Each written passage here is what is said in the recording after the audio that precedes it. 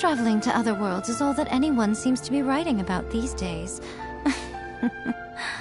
Goodness knows what they find so disappointing about their own world.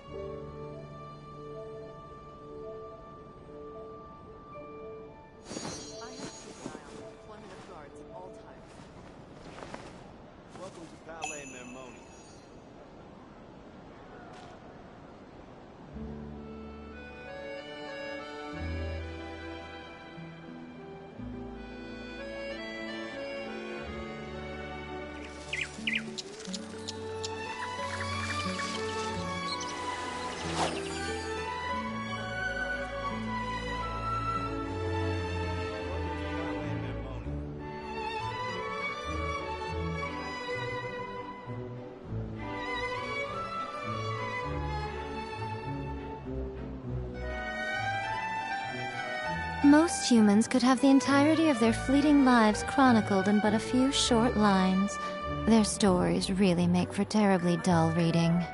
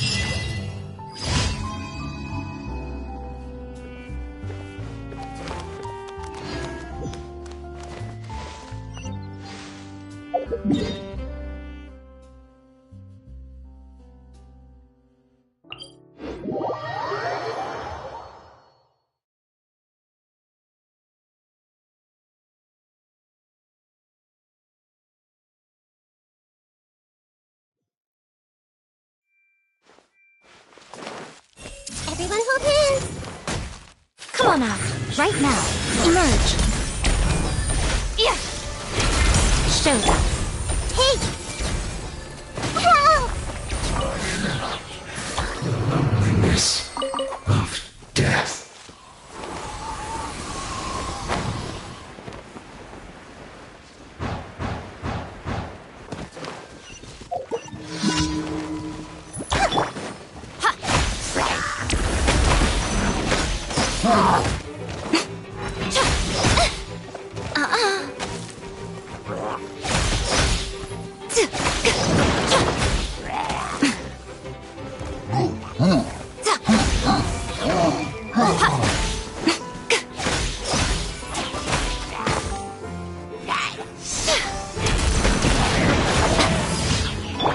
Everyone hold hands! Come on out.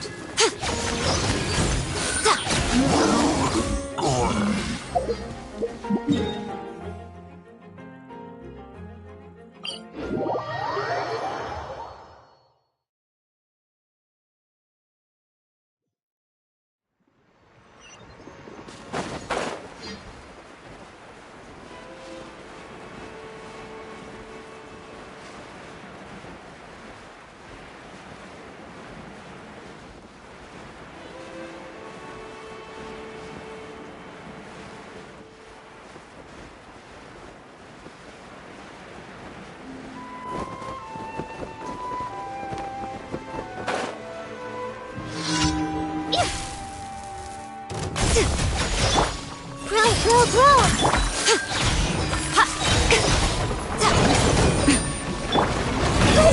Earlier! Share my knowledge! Teamwork is strength!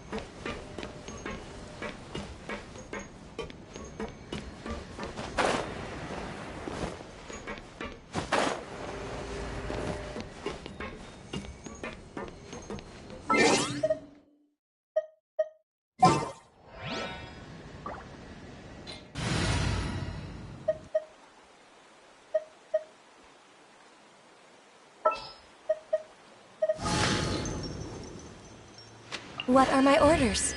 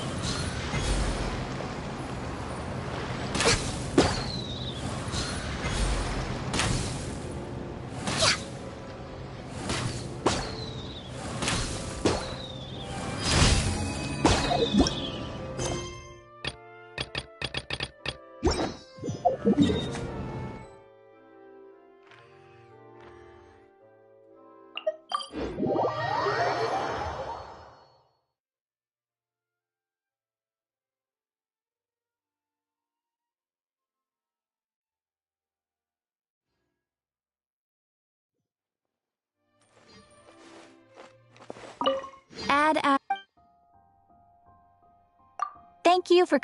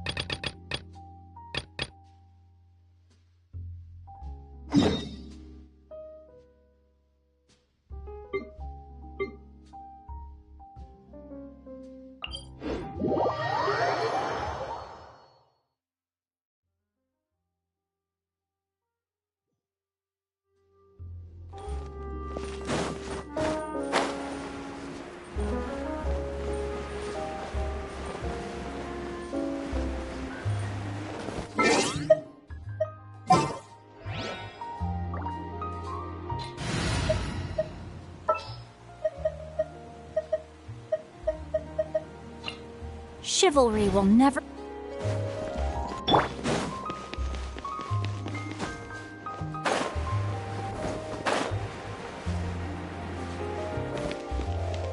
Hey, isn't that Charlotte? We're always running into her. What's she doing this time? Ooh, looks like street interviews. Paimon has a funny feeling that we might be in for an interesting time if we go check it out. Shall we? Gotta find that balance between flavor and nutrition. I see. So you believe that this warning letter was sent by the Phantom Weasel? Absolutely. I've said it before and I'll say it again. The Phantom Weasel never acts as you expect. He must have faked his own death 10 years ago using a body double.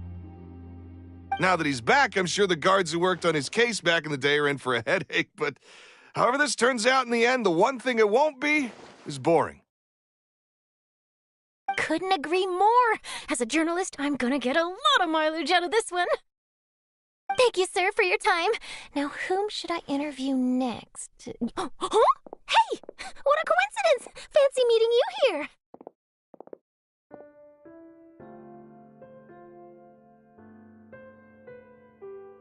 Perfect timing.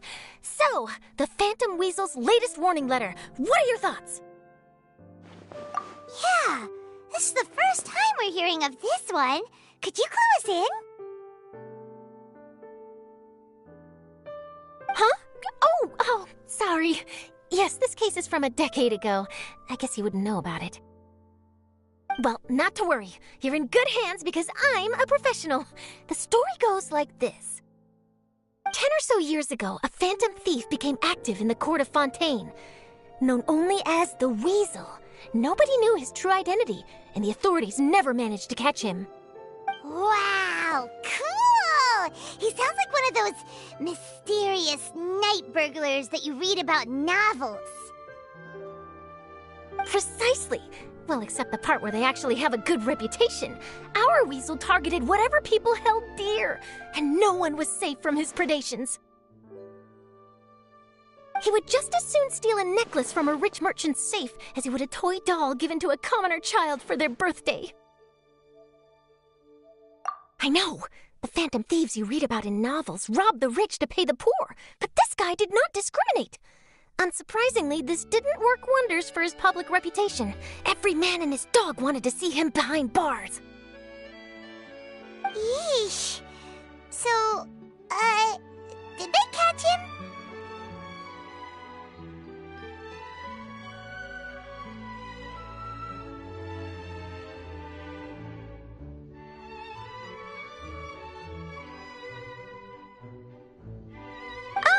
Not exactly. There's a good chance that the Weasel would still be at large to this day if it hadn't been for an accident 10 years ago.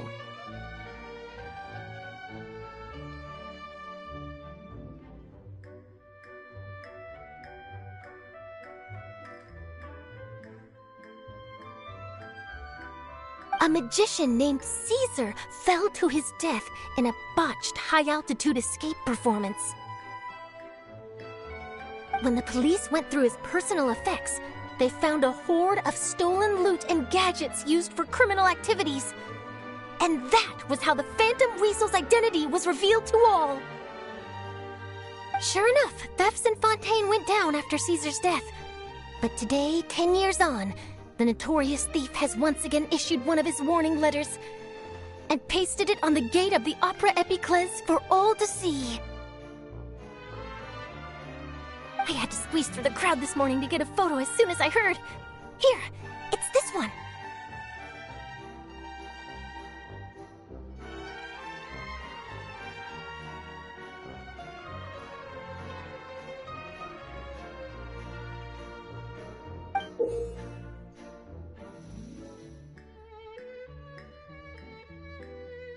So, this is the warning letter, huh?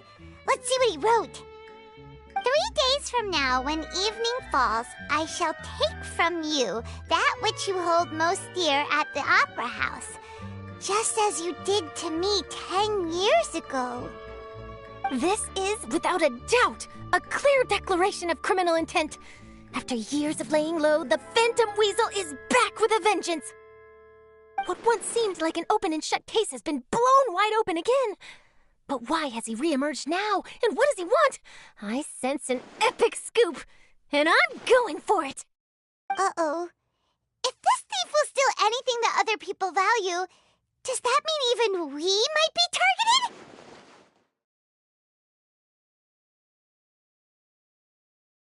Really? Oh, let him try! In fact, Paimon's gonna eat all our snacks right now! Let's see what he can do about that! Okay, the people have spoken. It's clear that the public are very concerned about the Phantom Weasel's reappearance. Let's see, I've got a photo of the letter, my interview notes. Yep, that should be enough to form the skeleton of my article. It does feel like something is missing, though.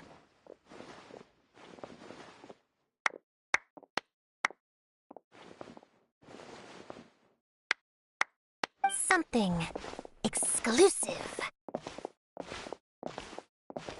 Who should I interview next? I need someone with a more concrete connection to the weasel. Is that who I think it is?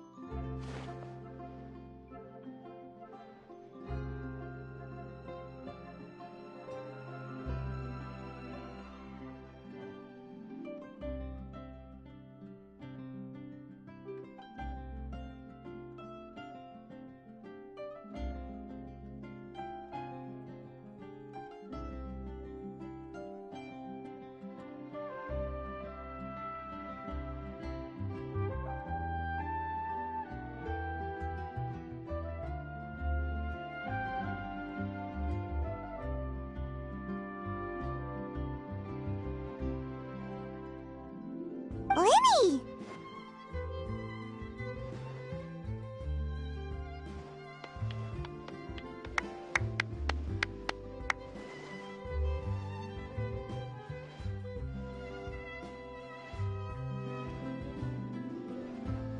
Magic, magician, Caesar! The Phantom Weasel! That's it! Let's go interview Linny!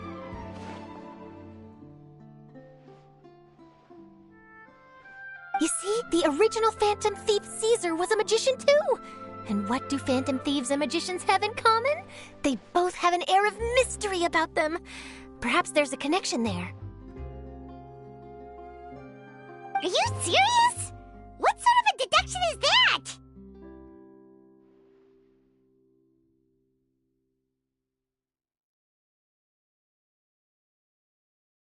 Oh, relax! My journalistic instinct tells me that an exclusive news story is beckoning. Let's go! No time for delay!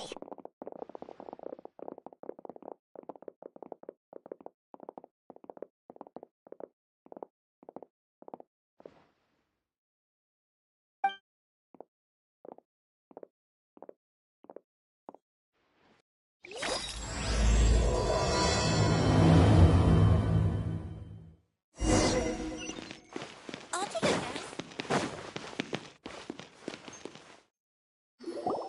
Wow, Mr. Magician!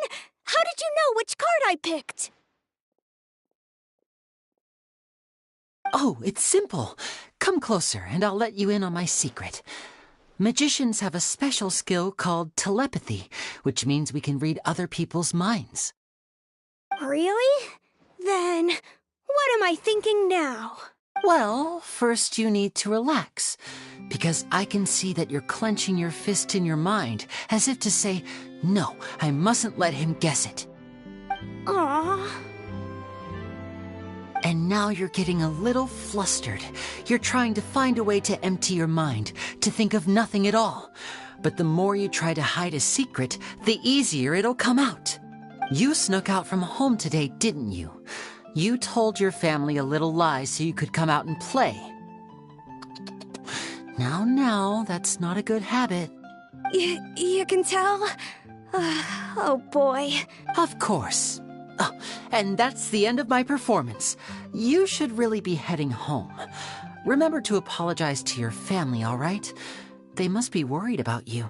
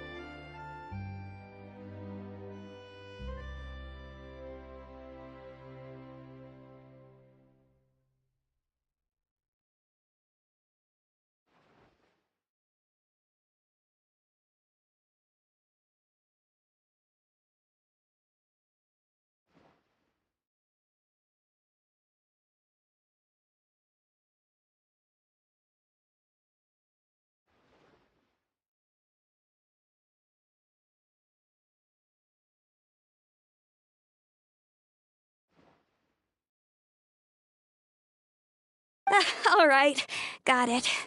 Bye, Mr. Magician.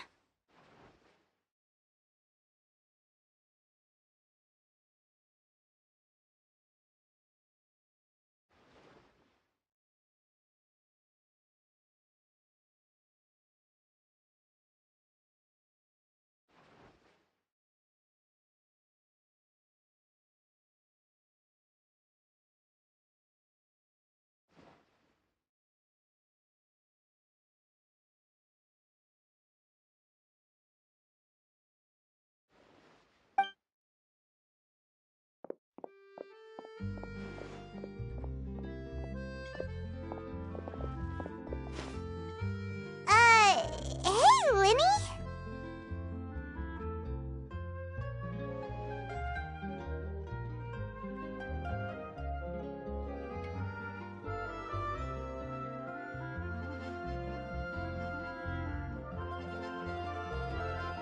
Why, hello. We meet again. Are you looking for me? What's the situation?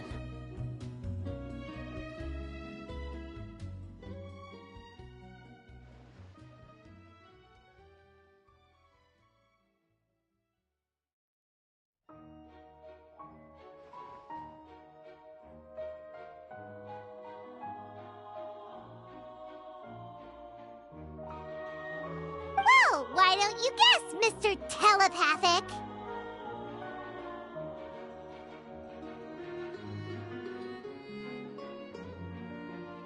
Oh, please. You didn't believe that spiel, did you? The power of telepathy is quite beyond me.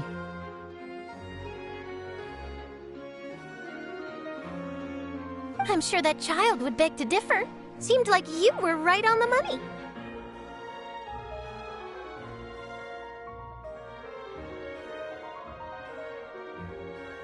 That was nothing more than a little trickery. I made an educated guess based on his micro-expressions. That, plus the fact that he was the only kid here without his parents, and he looked as guilty as sin. He made it easy for me.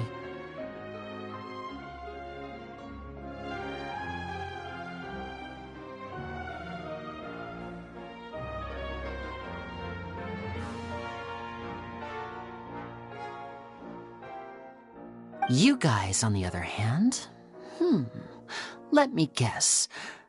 Don't tell me you're here for the Phantom Weasel, are you? Wow, got it in one! Is this more of your trickery at work?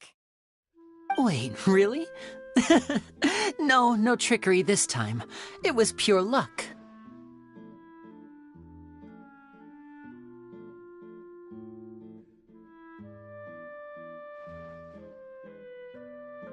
His warning letter's been the talk of the town, so I figured that maybe you were asking around about that.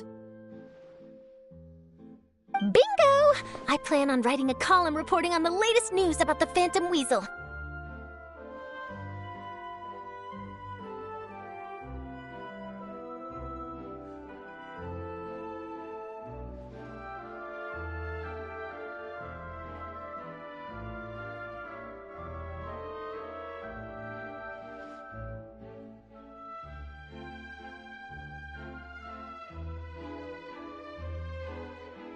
So, Lenny, what are your thoughts on this infamous thief's reappearance? To be honest, it makes me angry.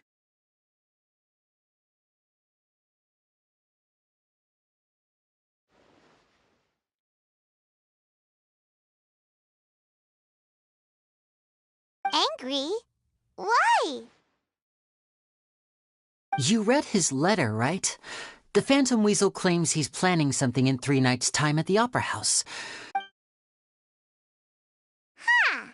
What are the chances?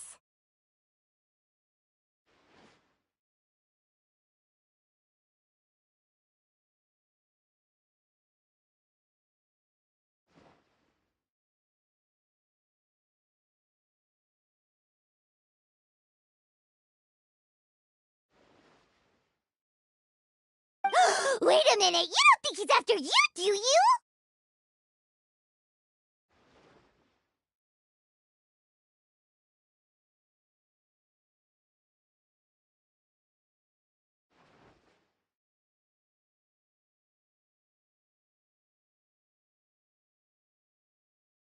Well, if he is, then his warning is clearly a direct challenge to me personally.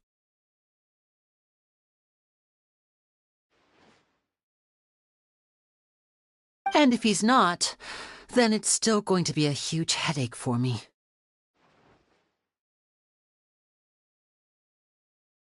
The mere mention of the weasel's name is enough to scare people off. So once the contents of that letter get out, barely anyone will be showing up to watch my show.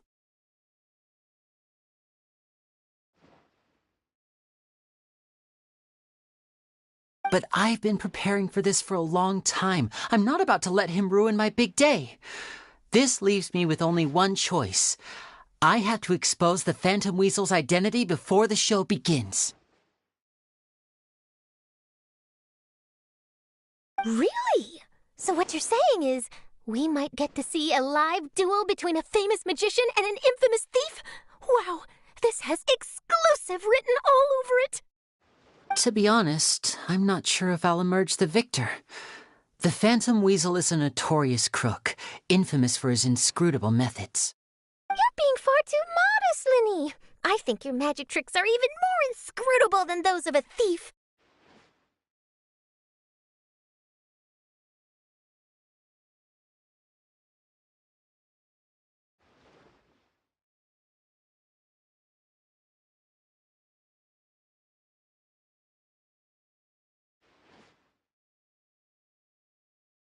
Thanks for the compliment, though I have to say I don't care much for the comparison.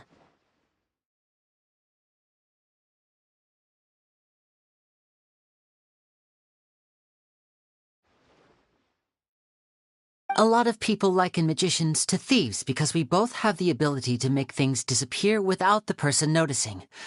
But there's an important difference that these people overlook.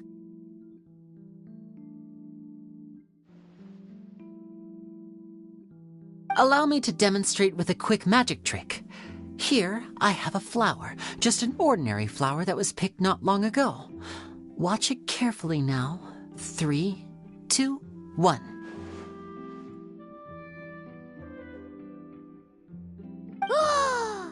It's gone! That's the question. Where did it go?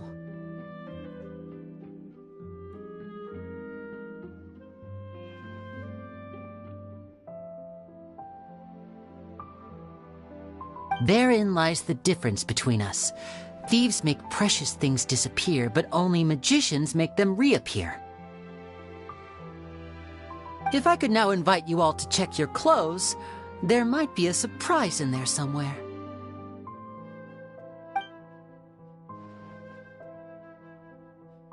A surprise? Let me see!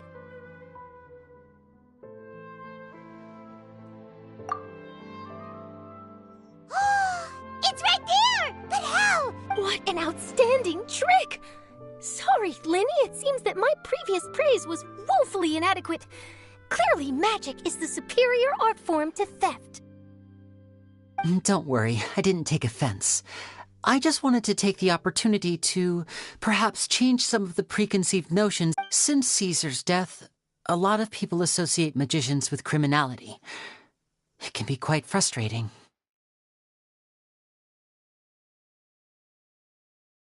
I can imagine. Coming back to your trick just now, might I presume that you are well versed in floral symbolism?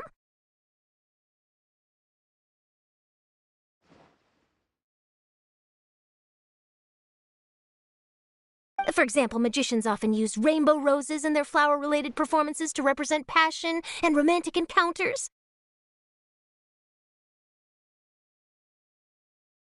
But you used a Lumidu spell, which, if I'm not mistaken, allude to separations.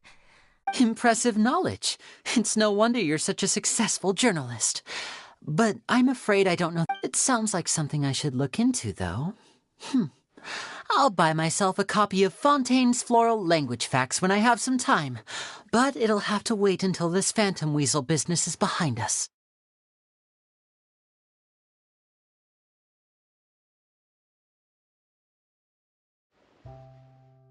Well noted. In that case, this brings us to the end of our interview. I for one, am looking forward to the final showdown between... Please feel free to get in touch to update me on any further developments. Otherwise, I will of course see you at your show in 3 days' time, but let's hope the Phantom Weasel is caught by then. If there's nothing else, I'll be off. You've given me lots to work with here, and I've got no time to lose if I want to write that exclusive piece. I'll see you all later!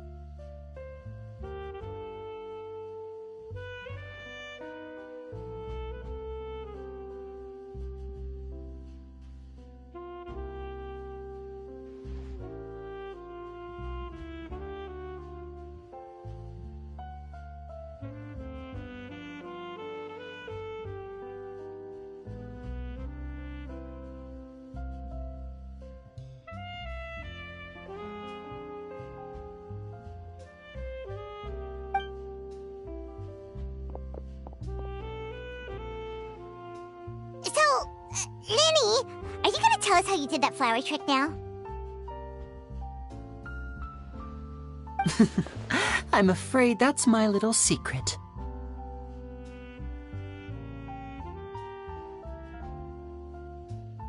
Aww. Well, magicians are entitled to their secrets. But Paimon's really itching to know how it's done. You feel it too, right? So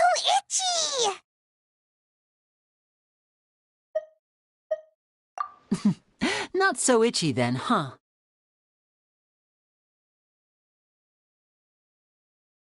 Well, since you're so concerned, how would you like to serve as my temporary magician's assistants and help me investigate?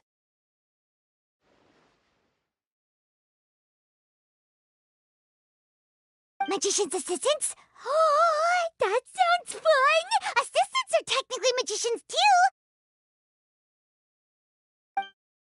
Also, it'll bring us one step closer to figuring out how that darn trick is done! Shall we go for it?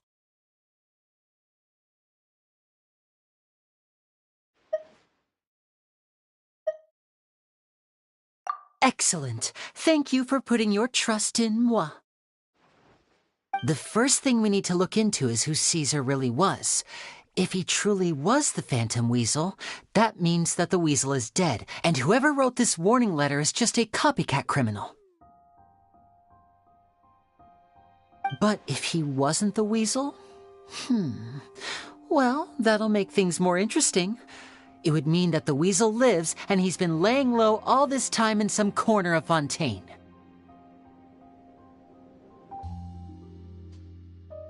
And if we're investigating Caesar, his fiancée Gemma is a good place to start.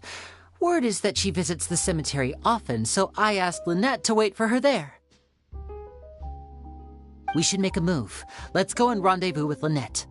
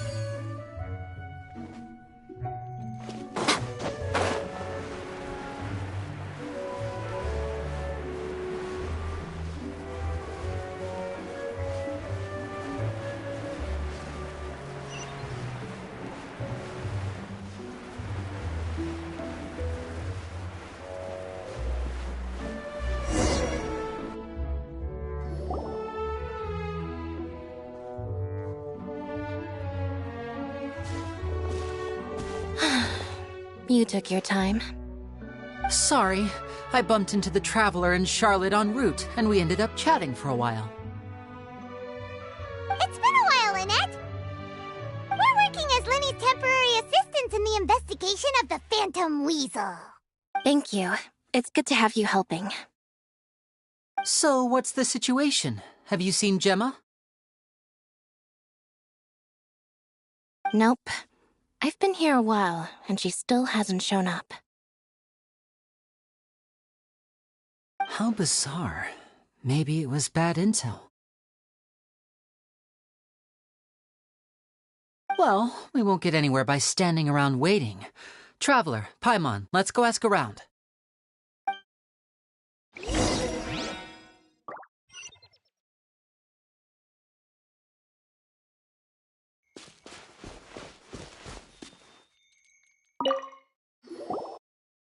Excuse me, good sir. Do you by any chance know a Gemma?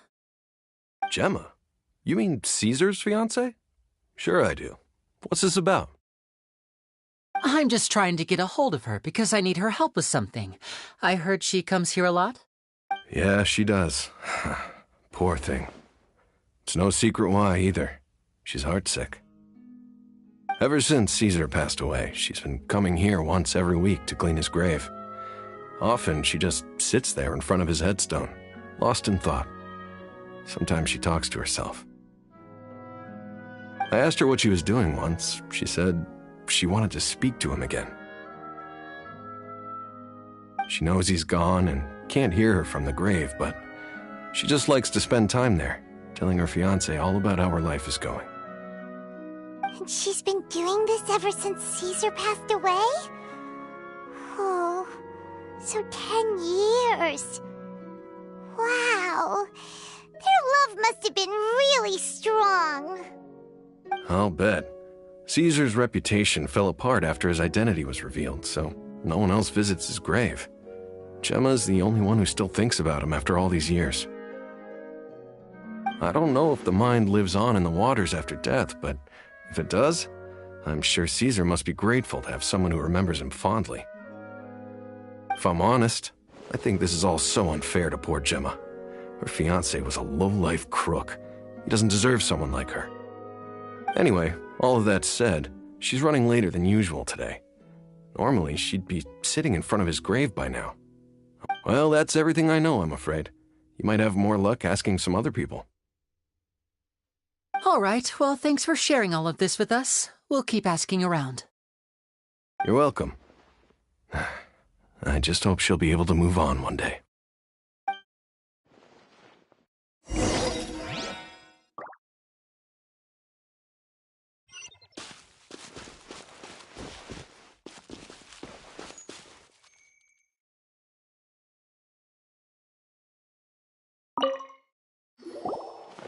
Did you hear the news? They're saying the Phantom Weasel's back. You're kidding. Wait, isn't he dead? I don't know anymore. All sorts of news flying around nowadays. I can never tell what's true and what isn't.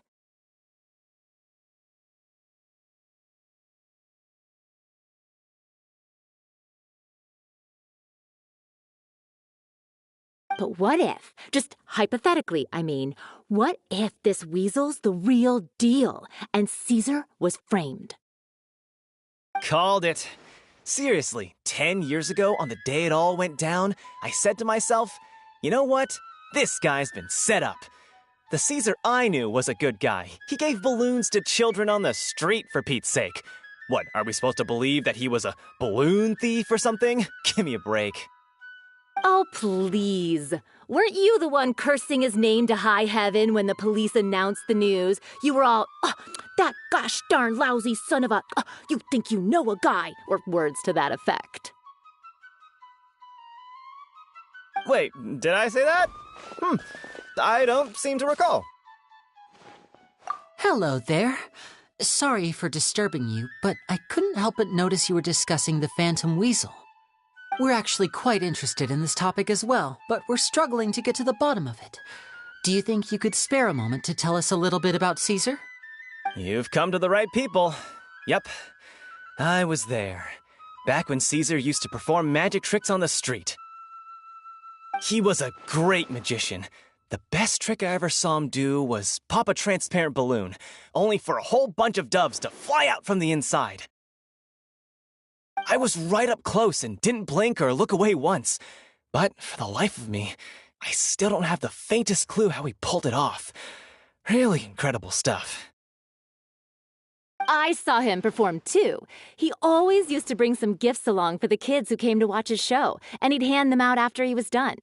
Sometimes he even got the kids to write their wishes down, and then he'd make the items on the wish list appear in his next show. Huh. He doesn't sound like such a bad guy. But after he died, there were also rumors that he used the wish list to find out what was precious to people, with the intent to steal it later. As I'm sure you know, the Phantom Weasel would steal just about anything from anyone. Whatever the case, now that the Weasel is back, Caesar's become a hot topic once more. I bet Gemma must be pleased. If Caesar's name gets cleared, maybe it'll finally give her some solace after all this time. No, speak of the devil. That's her over there. If you've got any more questions about Caesar, she's definitely the one to ask. So that's Gemma. Is it just Paimon, or does it look like something's wrong? Wait, it looks like she's injured.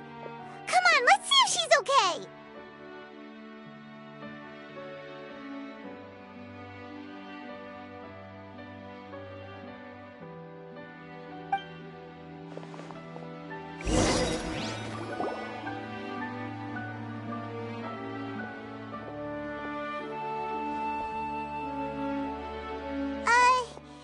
Hi there. You're Gemma, right? Who's asking? Don't be afraid, we mean no harm. It looks like you're injured. How bad is it? Thanks for your concern, but you didn't answer my question. My name is Linny, and this is my sister Lynette. My name's Paimon, and this here's the Traveler. We're investigating the Phantom Weasel. The Weasel posted a warning letter this morning. If he still lives, that means that Caesar was falsely accused. You knew Caesar better than anyone else. So if you're willing, we'd love to hear what you think about all this.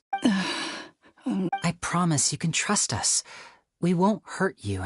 In fact, we'll do all we can to keep you safe. I never believed that he was the Weasel. Huh. I suspected as much.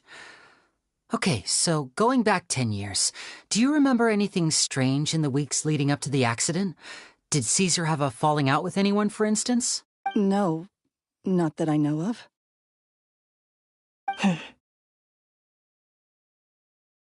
Got it.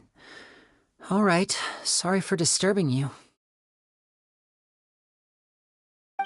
If you don't have any more questions, please leave. I want to be alone with him.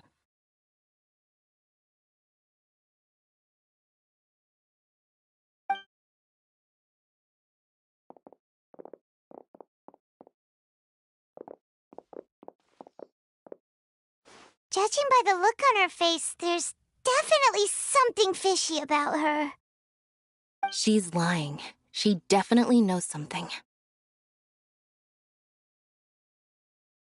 That's fair.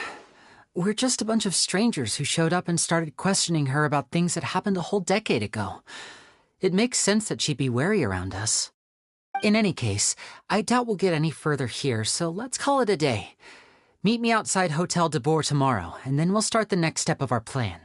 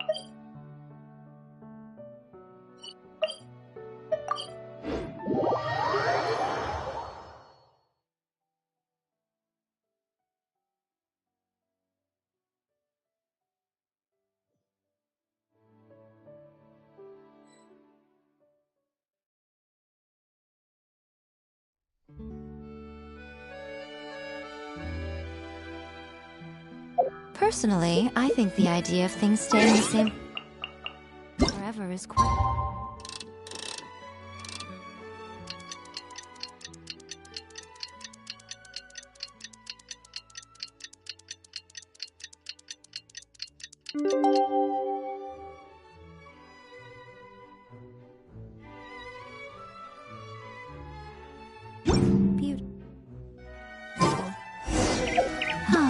But alas, that is simply not the way the world works.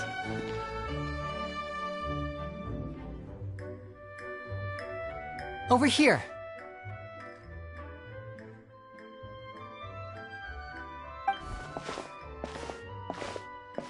Lynette's not joining us today? I've had her follow Gemma and see if we can make any inroads with her. They should be at a cafe right now.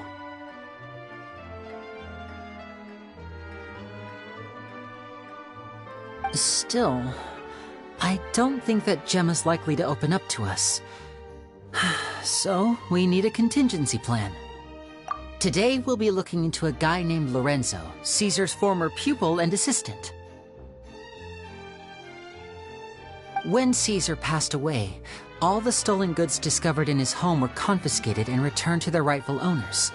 But Lorenzo was the only one privy to all his magic secrets, and he inherited his craft.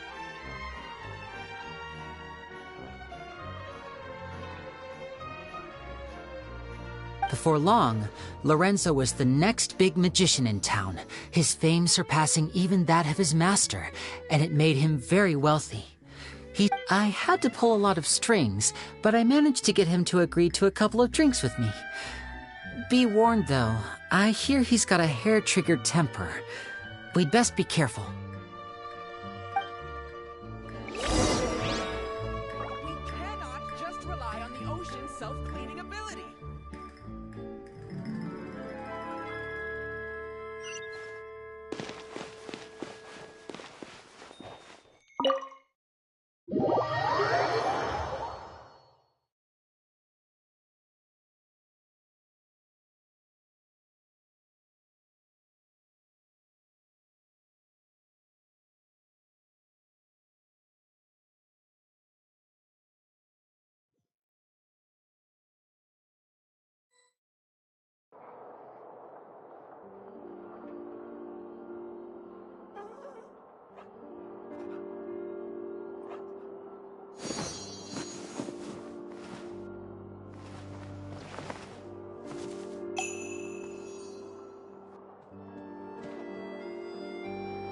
Art is the key ingredient in fine dining.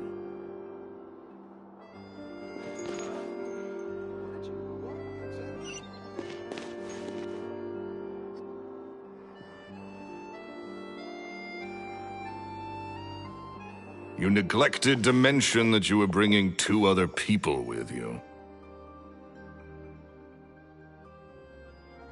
My apologies. These 2 are my assistants. When they heard that I was meeting with the former magic maestro himself, they begged and pleaded with me to bring them along. And if it's no trouble, a couple of autographs would really make their day. Oh, forget the pleasantries, just sit.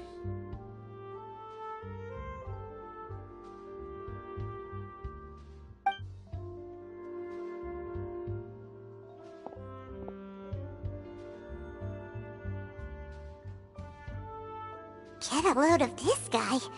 Forget the pleasantries, he says, but he looks pretty happy about Lenny stroking his ego. I only agreed to meet since we're both magicians. Do me a favor and cut to the chase. I have more important things to do than drinking. Much obliged, sir. As it happens, the matter I want to address is also related to magic. Yesterday morning, a warning letter from the Phantom Weasel appeared on the entrance to the Opera House. He claims to be planning something for the same evening that I'm scheduled to do a magic show there. As such, I believe that I may well be his target. I have to get to the bottom of this to ensure that my show can go ahead as planned. Naturally, any investigation into the Weasel starts with a few questions about Caesar, who... What is there to investigate?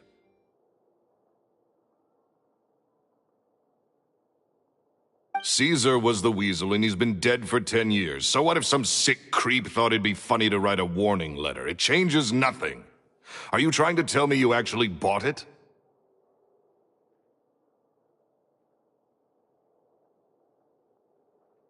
Please, sir, no need to get so worked up. I do concede that a copycat is but one possibility. Possibility? It's a fact, Linny. Look, my patience is limited, so listen carefully while I'm still willing to put up with you. The weasel is dead. Period. Everyone knows that, so do yourself a favor and quit this investigation. It'll lead you nowhere. Look, if this affects your magic show in any way, I will personally compensate you for any losses. Oh, sir, I'm honored, really. But this isn't about finances for me. My pride as a magician is what's at stake here, Lorenzo. Copycat or not, this person has thrown me the gauntlet, and I must meet their challenge head-on. Your pride? Don't mince words with me, boy. Just tell me, what exactly are you seeking to do? I want to find out the Phantom Weasel's true identity. I have to know for myself what really happened 10 years ago. What would that accomplish? And what do the events of 10 years ago have to do with you, anyway? Look, you of all people should know that a magician never reveals their secrets. And in any case, dead men don't talk. So if you really care about your magician's pride, then you'll forget about Caesar and move on. Uh-oh. This is getting awkward. Lorenzo? Is that? Oh, it is you! I know that big, booming voice anywhere. What's up, my man? Want to grab a drink with me? Another day, I'm busy.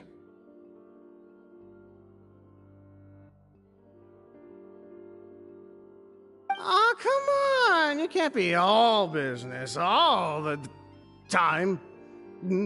You know what they say? Live fast, die young. You gotta learn how to kick back and relax once in a while.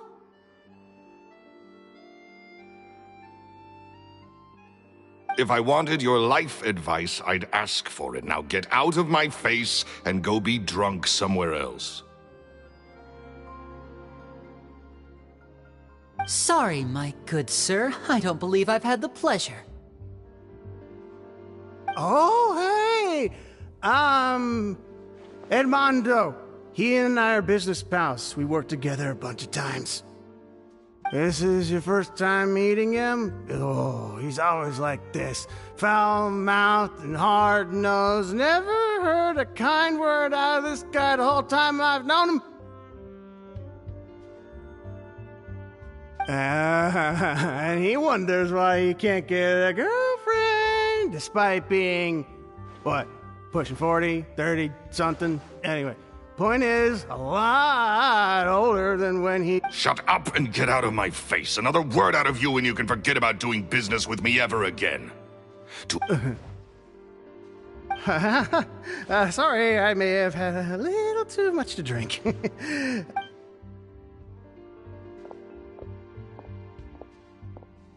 I think it's high time I made a move as well. If you really want to investigate this, Linny, be my guest.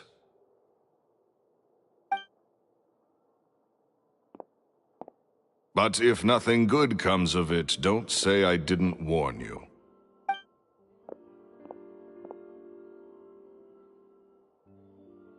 Well, that fell to pieces in a rather spectacular fashion. Any thoughts? Totally. And what was all that about compensating you for your losses? Why would someone you just met make an offer like that? He's gotta be hiding something. And not like Gemma. She was a little suspicious, but this guy's definitely covering something up. I think so too. We need to look into Lorenzo more closely. That guy Edmondo seems to know a thing or two about him. He only just left. Let's see if we can catch up with him.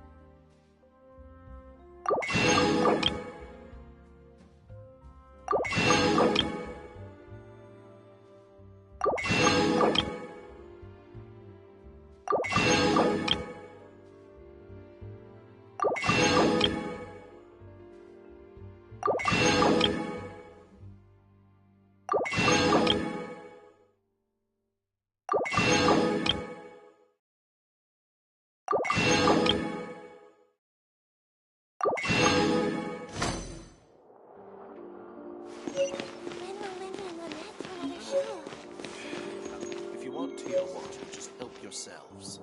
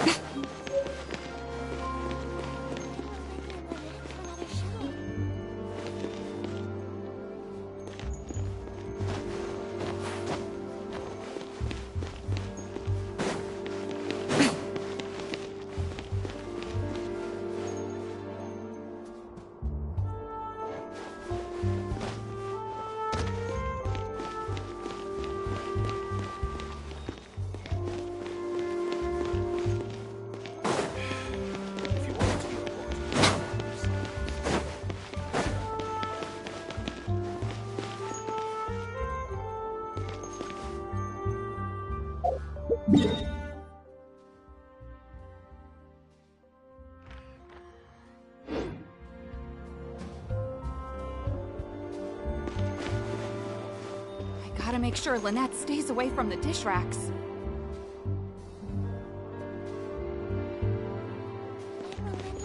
you want tea or water, just help yourselves.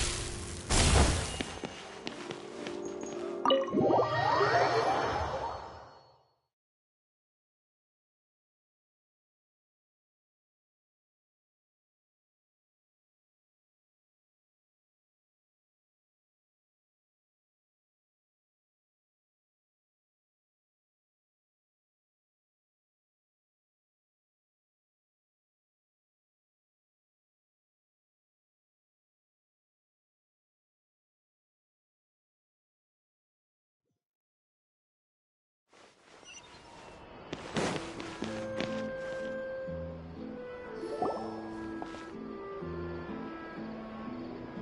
racks. You okay there? Who are you? Oh, it's you guys.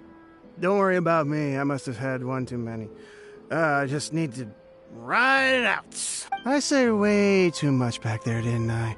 Yeah, I nearly talked myself into complete financial ruin. Note to self, no more drunken chats when Lorenzo's... So, he was serious about threatening to cut you off? Ugh, Paimon knew he was a bad egg! Hey! Keep your voice down. Don't go prying into Lorenzo's personal affairs. Bad things happen to people who ask too many questions. Or make an enemy out of him. What kind of bad thing? Don't even ask. I'm sorry. I'm gonna have to cut this conversation short. I'm not crossing that line again.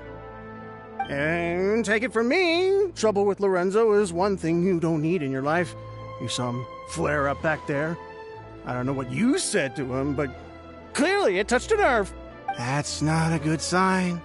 You're too young for this. Don't get in over your head. I'm leaving.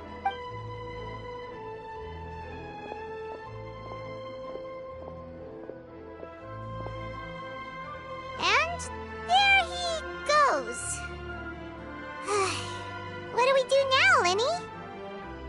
Shh! I think we're being watched. Someone was listening in to our whole conversation. Don't say anything and don't look back. Any altercation in the city will attract the guards. We'd better take this elsewhere.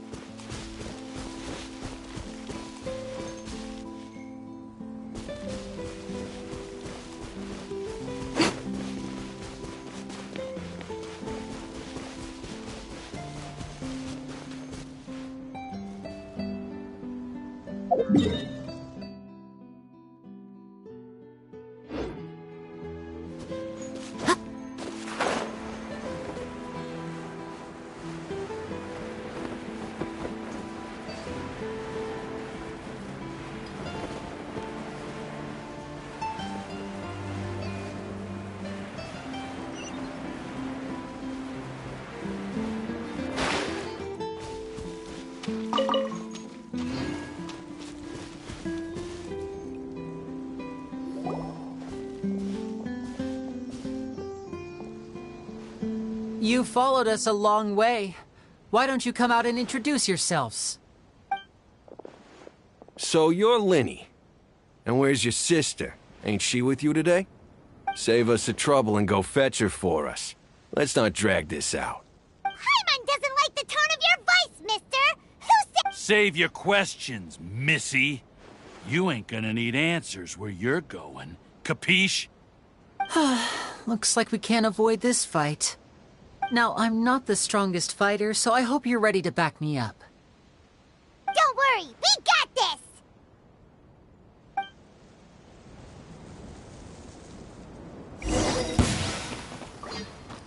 Now disappear!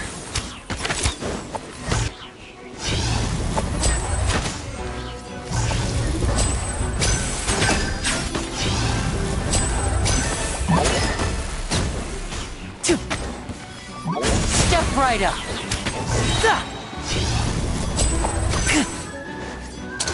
A round of applause!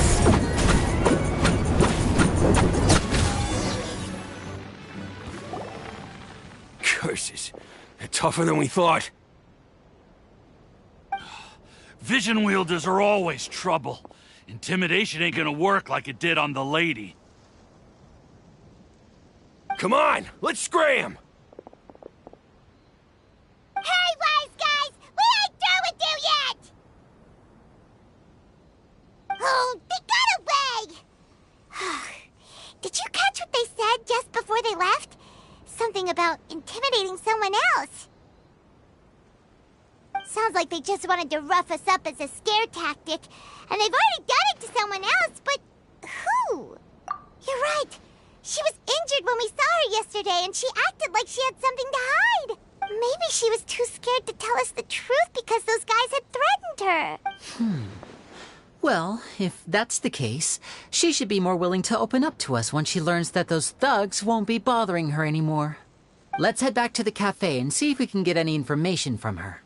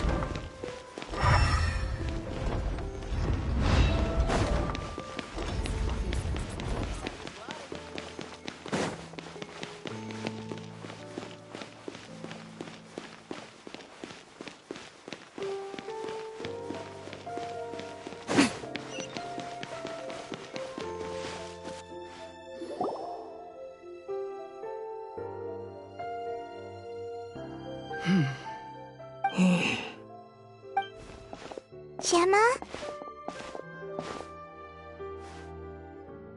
You again. What is it this time? We just ran into the men who've been threatening you, and we gave them a taste of their own medicine.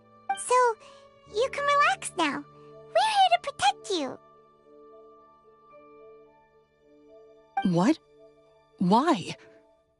I didn't tell you anything. Why would they come after you? Sounds like they're no strangers to you. That's putting it mildly. I know them all too well, and I hate them with every fiber of my being. It's been 10 long years, and still every time I try to look into Caesar's death, they show up and warn me not to do anything stupid. How do I know I can trust you? Do you really think you can get to the bottom of it all? And I'm afraid I can't reveal all the details just yet, but I can promise you this. I will expose the Phantom Weasel's true identity.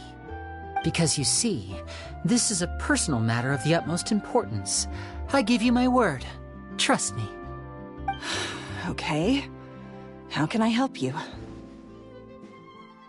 I've heard that Caesar used to have a magic workshop where he kept a lot of his personal effects. If possible, I'd like to take a look at them.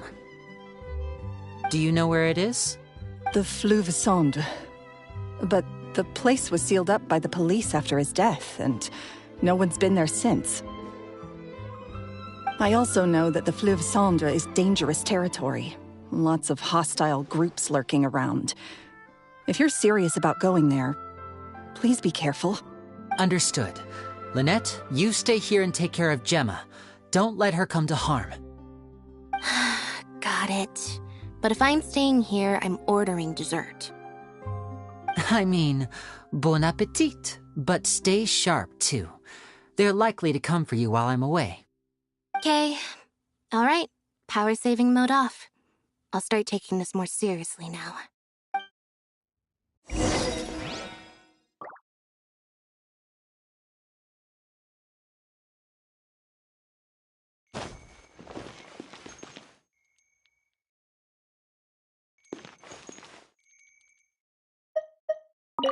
With me here, nothing will happen. This coffee smells as good as ever.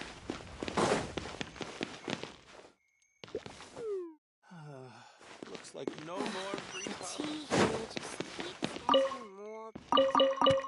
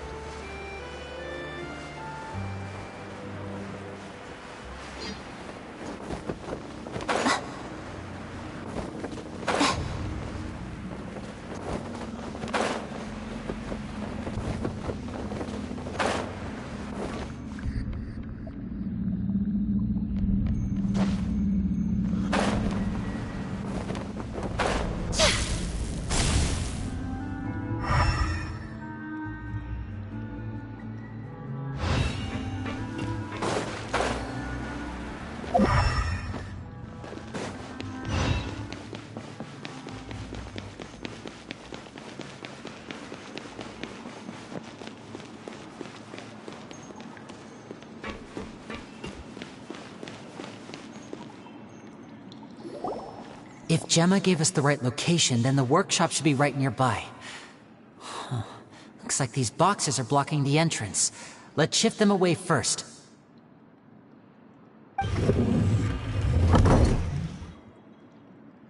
There we go. It should be just down here.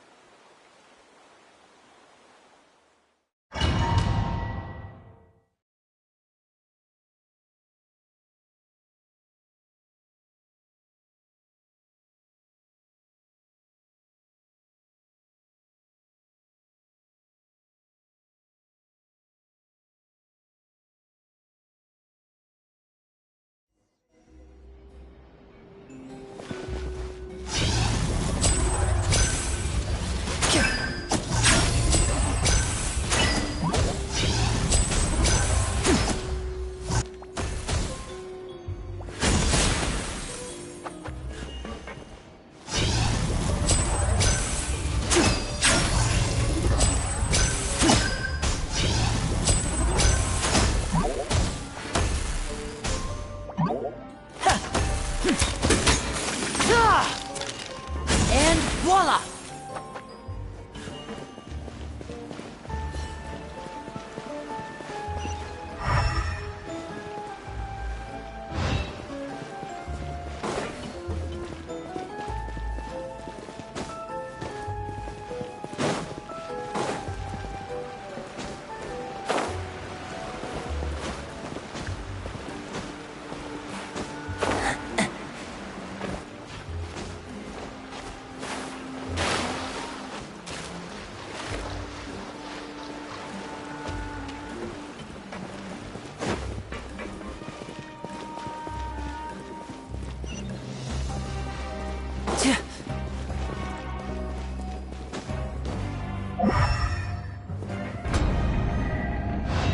So this was Caesar's workshop. Nothing suspicious here, just normal magic props. Let's head in further.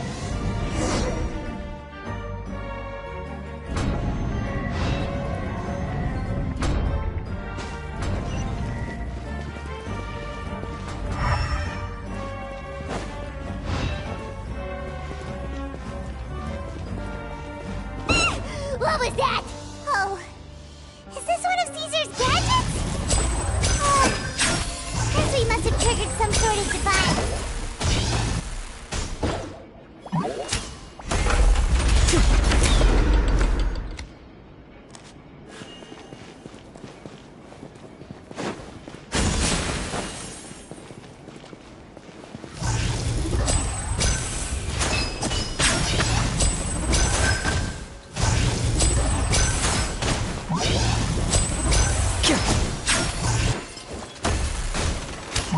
Step right up.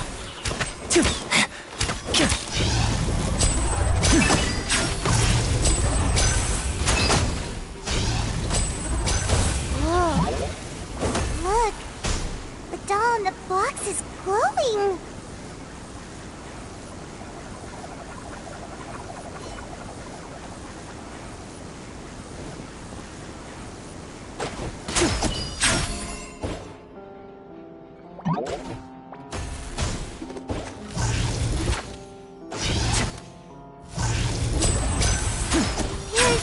Something written on the card on this doll. Let's take a closer look.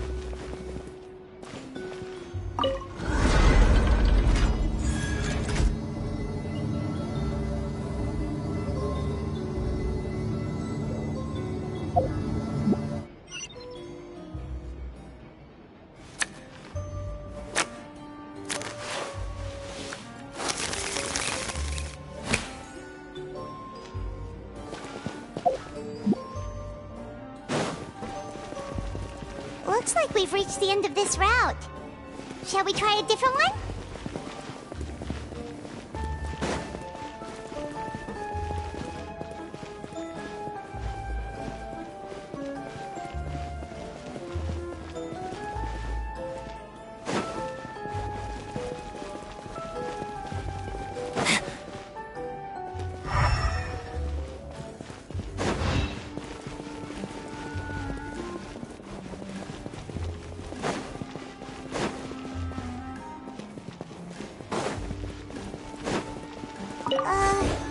These magic boxes are moving. What do we do? One of them looks different from the rest. Let's investigate.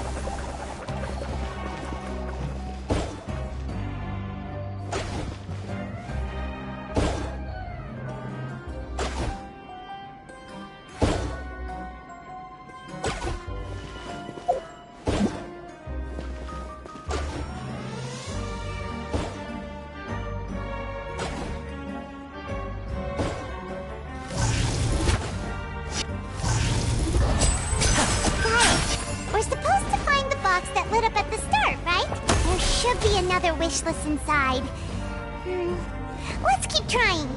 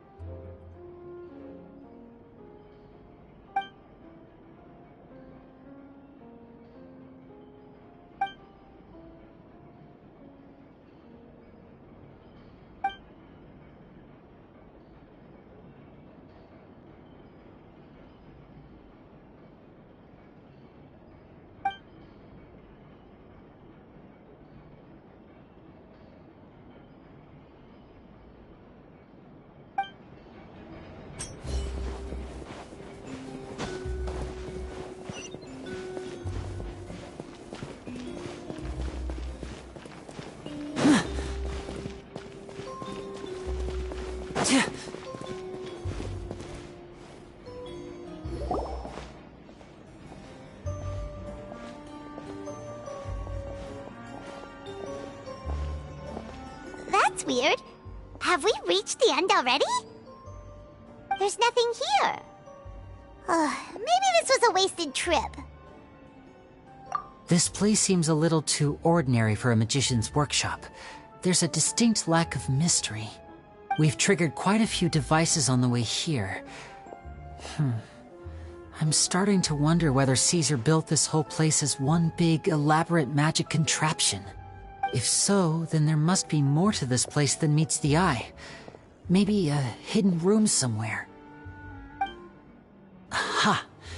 if I just move this book, then hopefully... And... presto. A secret passageway! How did you know? I'm a magician too, and apparently great minds really do think alike. Looks pretty big inside. Let's head in and take a look around.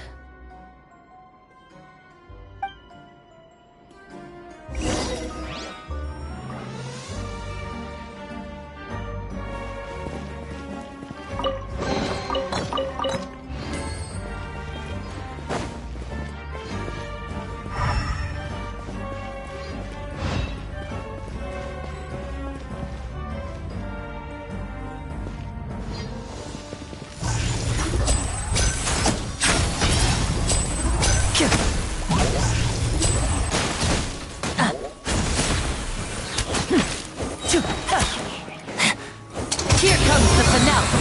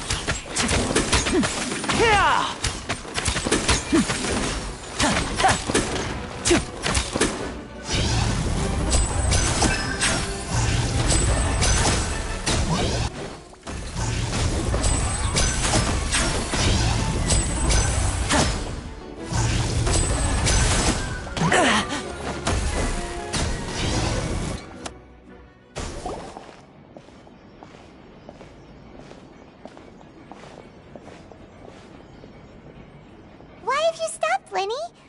Is there some device in that box? Huh. It just looks familiar somehow. Let me check this out for a second while you guys go on ahead. If anyone makes a major discovery, let's rendezvous here. All right, see you in a bit.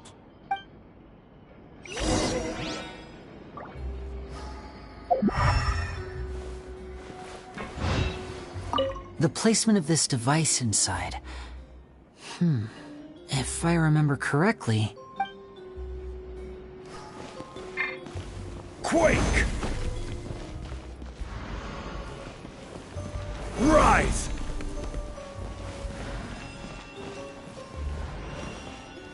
Quake!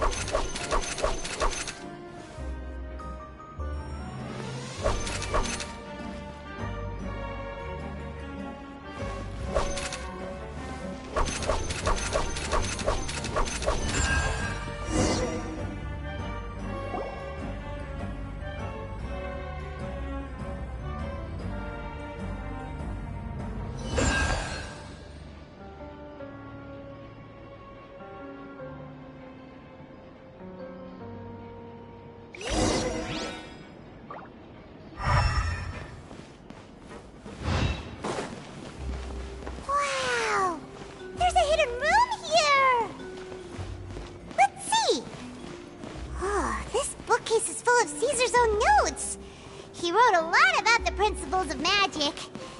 Whew. Much too advanced for Paimon. Hey, look!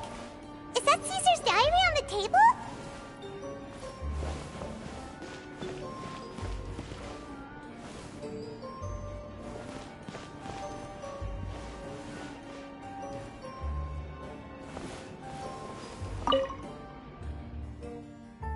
This book's thick as a brick! Let's take a peek inside it, shall we?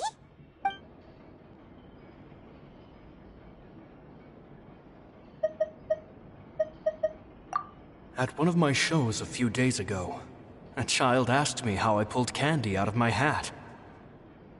As a joke, I told the kid that the hat has a built-in wish-granting machine. Next thing I know, today a whole bunch of kids were pestering me to pull all sorts of things out of the hat. So I told them another white lie. The machine needs time to power up, but in the meantime, you can write your wishes down. Well, they took me up on that offer, enthusiastically. As I write this, I've only just got back from running around all over town, buying the things they wanted. Boy, are my legs sore. I wound up saving very little this month, but that's not a major issue. I now have a bigger problem. How am I going to hide all these things inside my hat?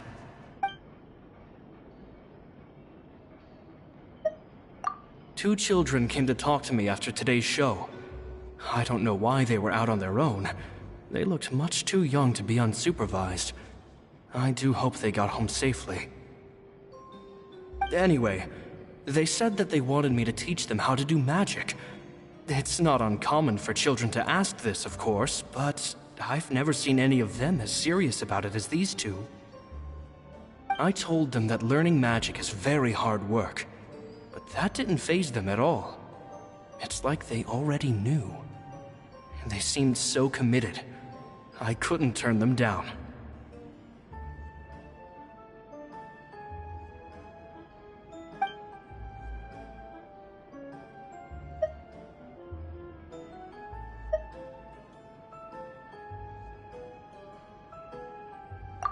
It seems like something's bothering Lorenzo lately. But he won't open up to me about it. Surely he's not upset that I agreed to teach those two children. I'll have to talk him around. I have a good feeling about those kids. They're naturally talented, and it seems like they're not new to the world of magic. They have all sorts of fantastic ideas. All I'm really doing is helping them develop a more professional standard training plan. They wanted to call me Master, but I told them they absolutely mustn't. Any magician worth their salt could have taught them what I have. They're the geniuses here. Compared to them, I don't deserve to be called any sort of master. With time, I have no doubt that they could become far greater magicians than I. My only concern is why they're so mature for their age. I fear they've had to grow up too fast. I don't dare to imagine what they must have been through. Gemma thinks so too. She doesn't like being around them. Says that their eyes are too piercing. They don't bother me, but then again, I've never been the sharpest tool in the shed.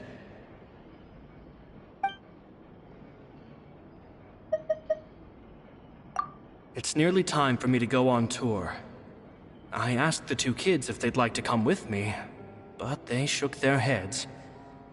I once overheard them talking about their father and their mission. Sounds like their parents have other plans for them. I guess we'll be parting ways soon. It's only been 10 days since I first met them, but I think that I've gotten a feel for their personalities now. They're very tough, but also very cautious, and they trust no one but each other. This, I fear, is not a good habit to have. They hide things from me too. For example, when I asked them where they live and why they wanted to learn magic, they lied. That's the thing about children. Whenever they're trying to cover something up, it always shows somehow. I can sense that their lives have been hard. Possibly even dangerous, too. They're not like other children. It's a shame that I can't do more to help them. After thinking things over, I decided to tell them a bit about how I see the world. It's full of lies and falsehoods, and that is why we must find our own truth. P.S. I hope they won't find my nagging annoying. Children are so opinionated nowadays. Will it do them more harm than good for someone they've only known 10 days to lecture them like that? P.P.S. Maybe I'm overthinking this. Children aren't interested in grand philosophies. It probably just went in one ear and out the other. I bet they've already forgotten every word I said. Oh, Caesar, Caesar. Just mind your own business next time.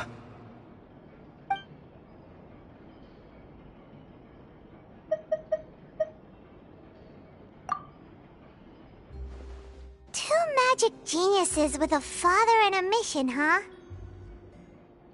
Sounds a lot like he was writing about Linny and Lynette, don't you think? So did they meet Caesar when they were kids? Let's go ask Linny!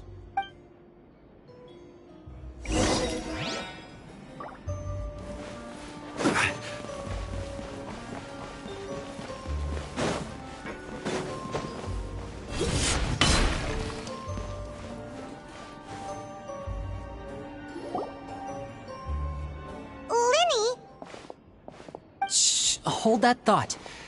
As I expected, there's a lot of fishy things going on in this place. Fishy? Uh-oh, what have you found? All in good time. Before we go over our new leads, I want to tell you how a high-altitude escape is performed. First, the magician slots themselves into a magic box in full view of the audience. The box is then suspended high in the air, and a short while later, the base automatically opens. At this point, a dummy will fall out of the box, but it looks real enough to grab the audience's attention, and they start wailing and screaming. Meanwhile, the real magician, who has by now blended into the crowd, waits for a good moment to make their appearance and put on a hysterical performance. Oh no! Is that me? Did I just fall to my death? Very vivid description.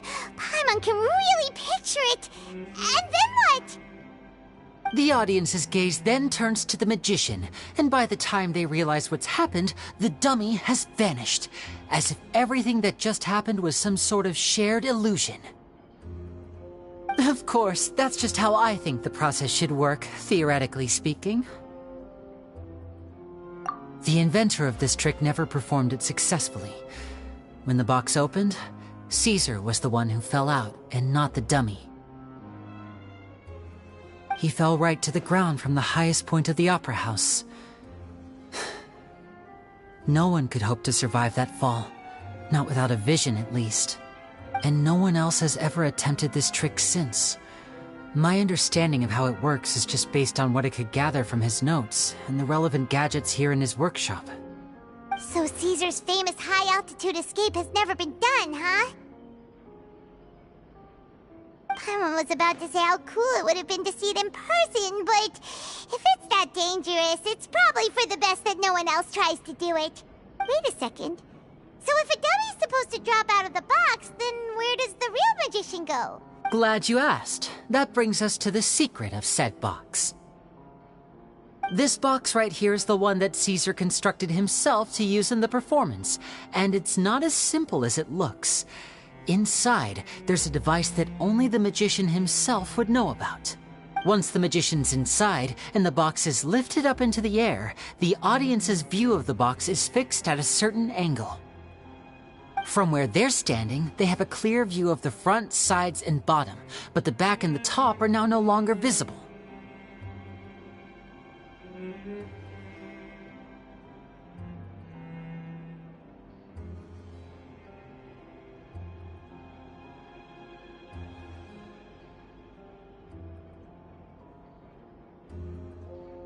At this point, the magician presses a button inside the box, opening a secret door out of view.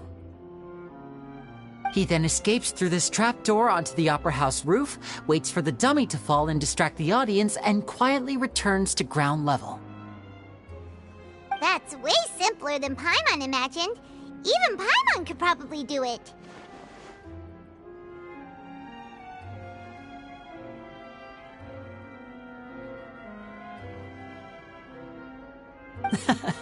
Well, there's a little more to it than that, of course. The hardest part of this trick is controlling the audience's mood and reactions. That takes an exceptional degree of showmanship. There's the falling dummy, the miraculous reappearance, the pompous performing. Maybe the magician would even have themselves tied up before it begins to strengthen the impression that there's no escape.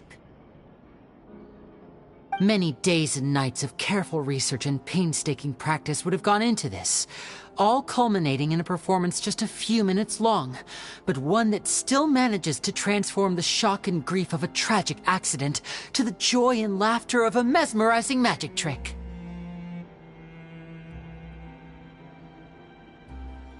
Caesar was a highly accomplished magician. But unfortunately, even he didn't manage to pull it off. So, how did it go so wrong? You said you found some fishy stuff here. Have you figured out what really happened?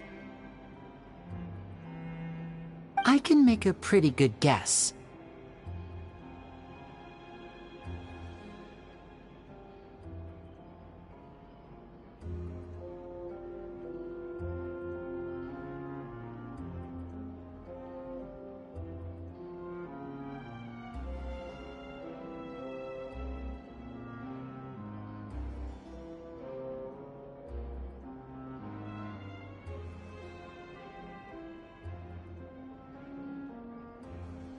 I looked into the case files. The magic box Caesar was using at the time of his death had the secret button I mentioned positioned on the right-hand side. And, sure enough, he always used his right hand as his dominant hand in public. Okay. Nothing suspicious there. But here's the strange thing. Most of the devices in this workshop have the mechanism on the left-hand side, including this box right here, which leads me to believe that Caesar was in fact left-handed. Because a magician can't afford to have their most basic habits stand out too much. People naturally focus their attention on the most important details of the task or situation at hand. But a magician needs to be able to redirect an audience's attention at will so as to avoid arousing their suspicion. The essence of magic is getting people to believe a lie. If even the truth raises eyebrows, the falsehoods become all the more difficult to mask. And so, Caesar trained himself to use his right hand to align with his audience's expectations. Great magic always requires sacrifices. But in his most stressful and nerve-wracking moments, and when no one was watching, reflex would kick in and he'd use his left hand. That's why he set his gadgets with the mechanism on his left. Exactly. I think that's likely what happened.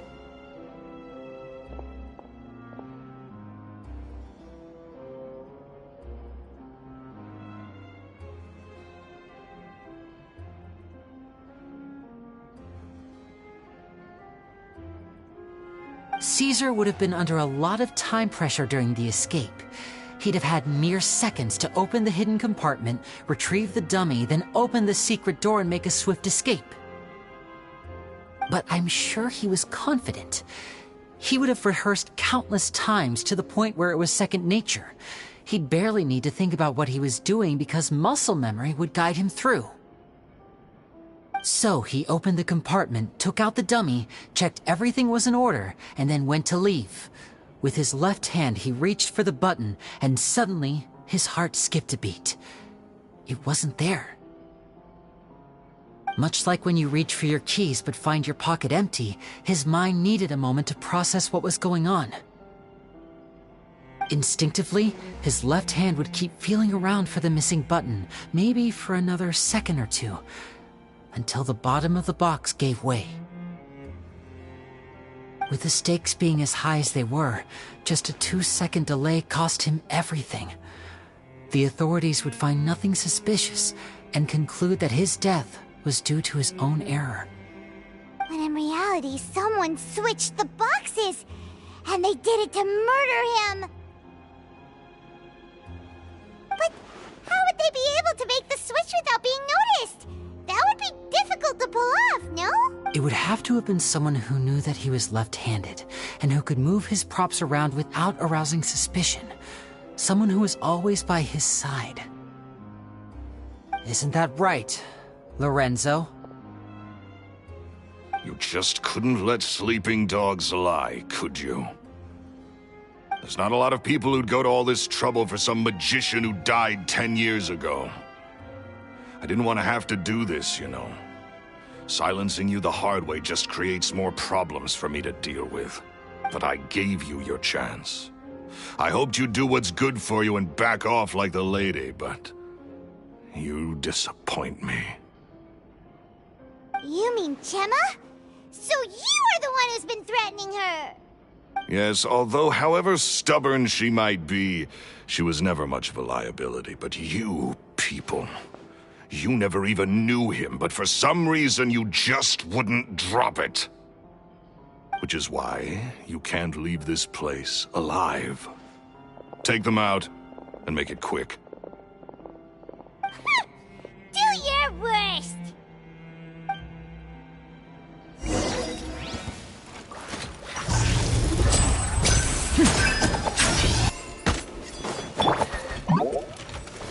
Gather! And voila!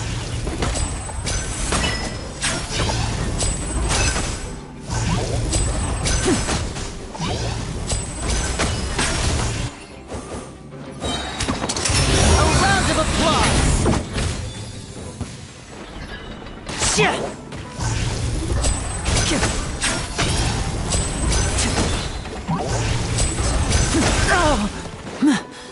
Everybody stand back!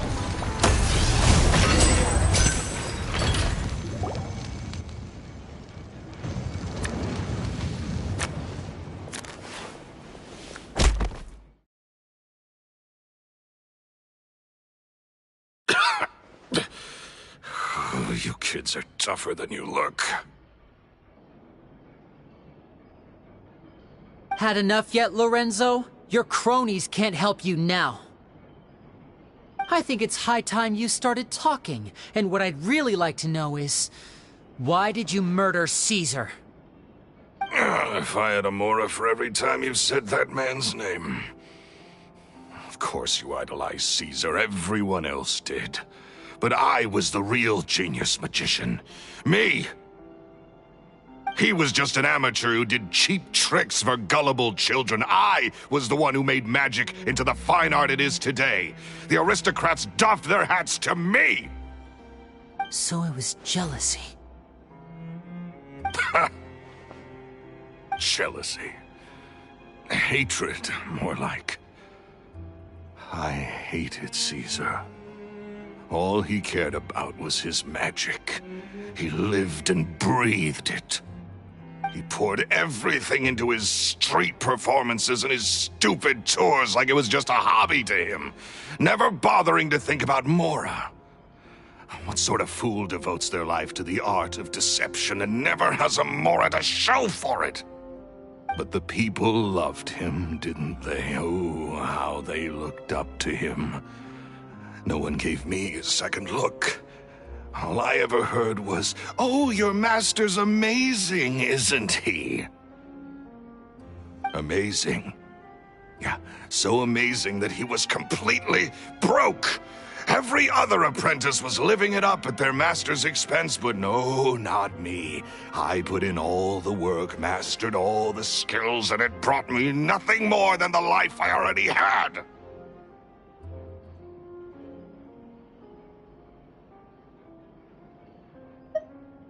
He forbade me from using magic to trick people out of their Mora. There was nothing he hated more than that.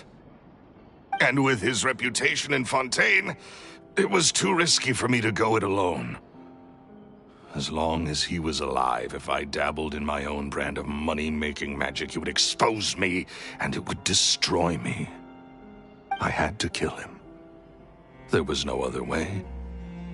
He had to go. And this was your only motive? It was reason enough. What other motive would I need? Well, I was under the impression that there might have been other factors at play. For instance, maybe you were in love with Gemma, but she was engaged to Caesar. In love with Gemma? Don't be ridiculous. Guess I was wrong about that then. Next question. Are you the Phantom Weasel? I am. Caesar was so strict with me. He insisted that his way was the right way, that the sole purpose of magic was to bring joy to the world. I never bought into any of that. I was more interested in the practical value of magic. Sure enough, it helped me fill my pockets with all kinds of valuable treasures. Oh, yeah! Charlotte told us that the weasel would steal whatever people valued, no matter how much it was worth. That's just how it looked from the outside. What would any thief want with second-rate loot? I've only ever targeted high-value items. I stole cheap things as a way of practicing my craft. It was other people's overactive imaginations that conjured up the preposterous image they then dubbed the Phantom Weasel. So, that's the story, huh? Well, I hope you're ready to tell it all over again during your trial. What choice do I have? You're a pack of wolves, and you've got me between your jaws. You've seen what's here, and my last-ditch effort to stop it getting out has failed. So be it. I've enjoyed power and wealth for the last 10 years, the likes of which Caesar could never give me. Very well. In that case, I'll contact the guards. Traveler, Paimon, keep an eye on Lorenzo for me. I'll meet you just outside the workshop.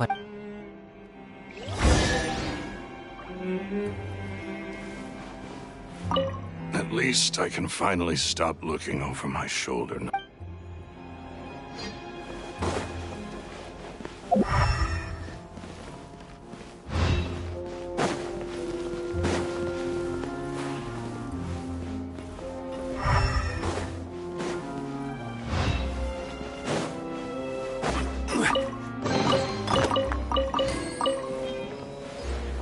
At least I can...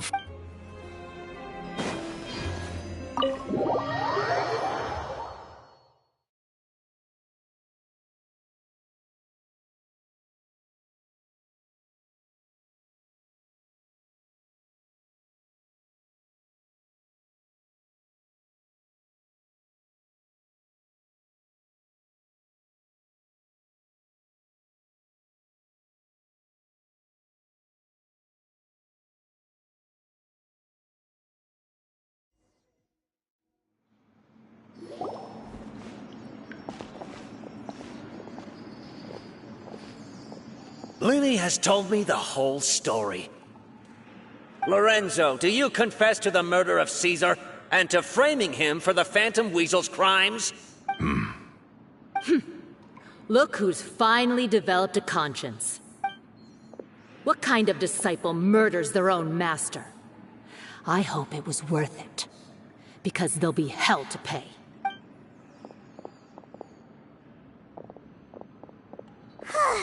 Looks like it's all over. What should we do next, Lenny? Should we start preparing for your show? Let me think. Let's rendezvous with Lynette and Gemma first. With Lorenzo in custody, Gemma will no longer have to fear for her safety. Good point! We should go tell Gemma the good news right away! It'll give her some peace of mind for sure!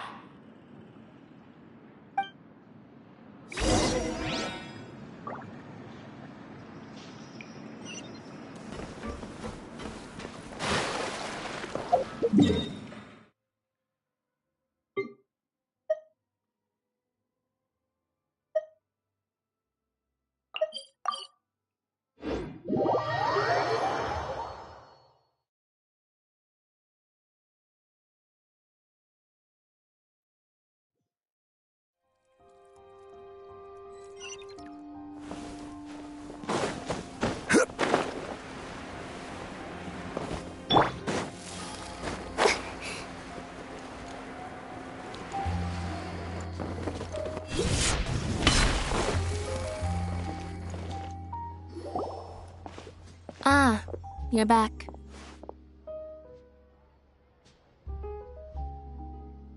You were so quick. I've only just finished my third dessert. Your third? Lynette, come on, we've talked about this. Everything in moderation. You're not gonna have any room left for dinner now. It's fine. I'll shift to exercise mode and jog off the excess sugar. That's besides the point. Well, it's done now, but try to eat a more balanced diet in the future. Point taken. Did everything go okay? Of course! Lorenzo was no match for us. The guards are taking him into custody as we speak. Gosh, that's amazing. I'm sorry, I still didn't know if I could trust you, but now it seems I can. I had my suspicions about Lorenzo, but It's okay, we understand. He did threaten you. Paimon would find it hard to trust strangers in your position, too. But you don't need to be scared anymore. Everything's gonna be okay. Sorry. My emotions are all over the place right now. I've been waiting for this day to come for so long.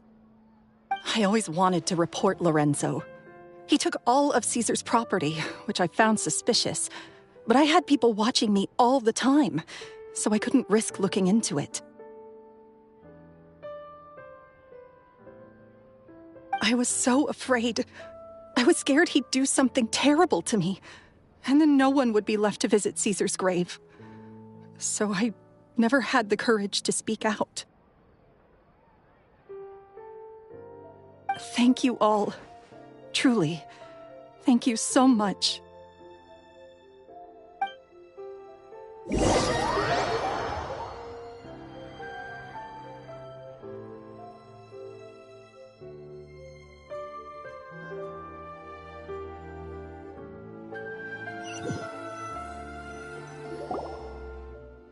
Thank you all for clearing Caesar's name. I never would have guessed that Lorenzo was the real Phantom Weasel. He never showed any signs that there were problems between him and Caesar in public. From the outside, it looked like they got along great. To think that lowlife's been living life to the fullest all this time, while Caesar's name was getting dragged through the mud. It's a trap. At least his soul can finally rest in peace now, thanks to your efforts.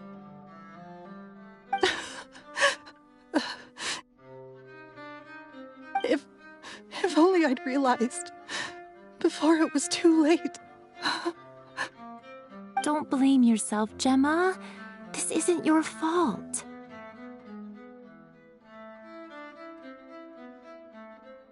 Yeah, you still have the rest of your life to live. Caesar wouldn't want to see.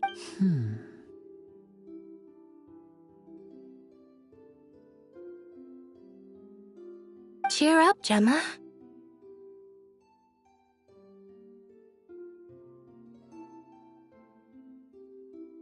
My brother's doing a magic show at the Opera House tomorrow evening. Would you like to come along? It might raise your spirits. This show will be a special one. We're holding it in Caesar's honor. In Caesar's honor? Really? Oh, thank you. I'll be there. Great. We'll see you tomorrow evening. Traveler, Paimon, don't be late. Don't worry, we'll be there. No way are we gonna miss out on a free magic show. Wait, Paimon feels like we're forgetting something. Oh yeah, Caesar's diary! We never found out if the two kids Caesar taught magic to were Linny and Lynette or not. Linny changed the topic back in the workshop, so we didn't get a chance to bring it up. Oh well. Guess we'll just have to ask Linny tomorrow evening.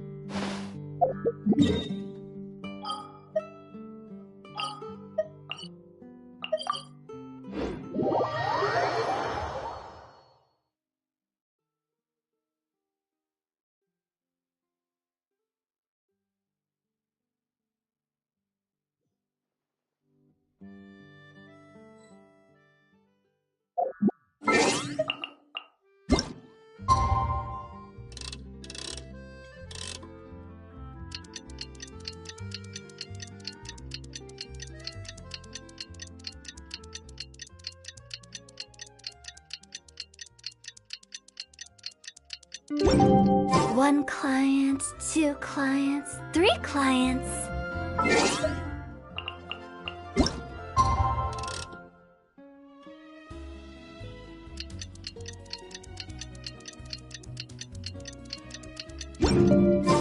Silly churl, Billy churl, silly Billy, hilly churl.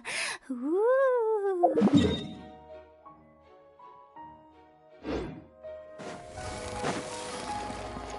Exactly! But none of them believe me. Huh?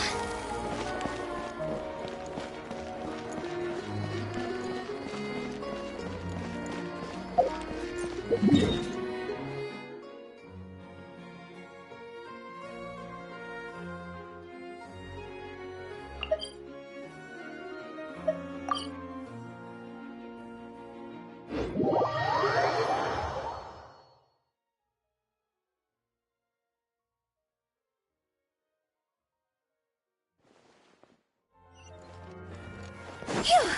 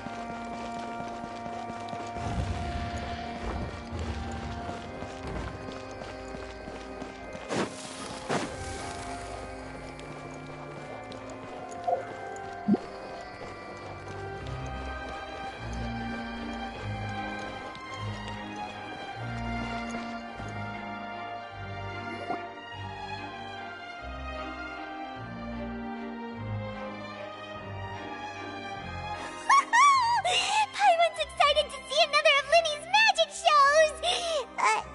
Wait. Lynette, shouldn't you be on stage by now? Not this time. My brother's going solo today. So, I'll be watching with you. Good evening, ladies and gentlemen. I hope everybody's ready because the show is about to begin. The great magician Linny has prepared a spectacular show for us all tonight, concluding with an all-new grand finale that no audience has ever seen before.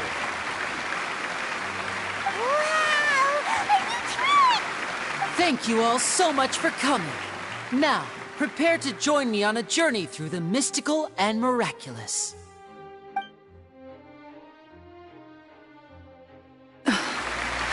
Exciting stuff, isn't it? Yes, it's just... It reminds me of him. No wonder.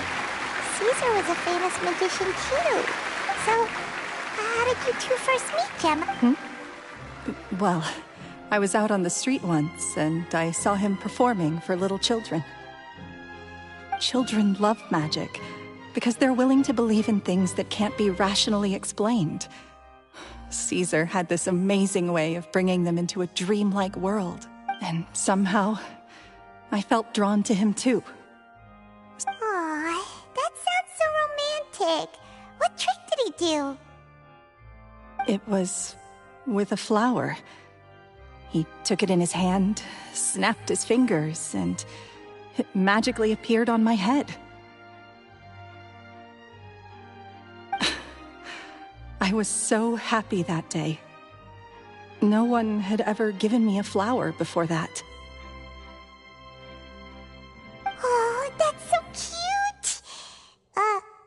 Actually, now that you mention it, Lenny's done that one before.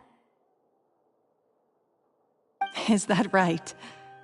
Then I suppose he's a romantic at heart, just like Caesar. So let's treasure the time we have with him. After all, you never know when the people dearest to you might be gone. That's right.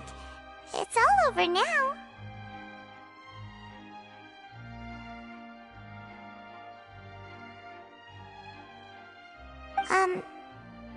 Paimon doesn't really know how to comfort you, but at the very least, no one's gonna be intimidating you from now on.